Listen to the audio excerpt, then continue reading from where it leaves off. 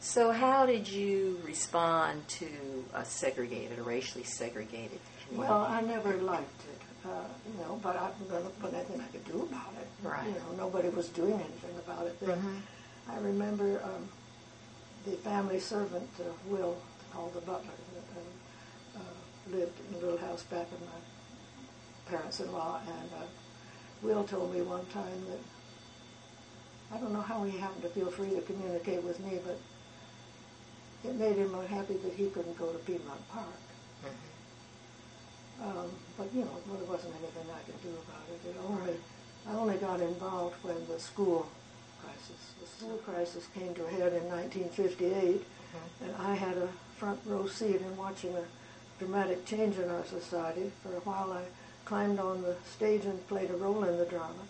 I knew most of the actors by their first names. This was because my husband and I had shared an interest in public affairs, and he had served in the Georgia legislature during the 50s. And the massive resistance laws said that all the schools in the state would be closed rather than desegregate. Right. And the idea of closed schools was not a good one, and people began to talk about it. Before that, really hadn't talked much about it, even though the great decision came down in 1954.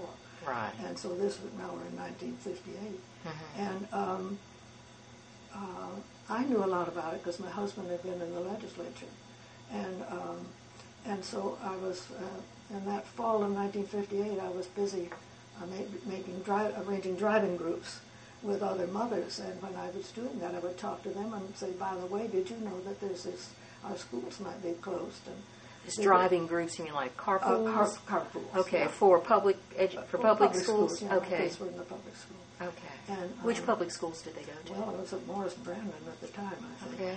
It's still around. It still is, and it's a good school. Yeah.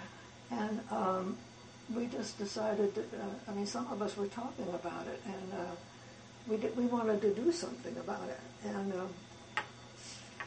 And two of the mothers that I talked to expressed a lot of interest. They were Maxine Friedman and Fran Breeden.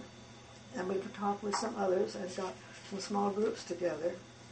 And at that time, there was also interest in other areas. The Muggsy Smith, who was the Fulton County legislature, had held a meeting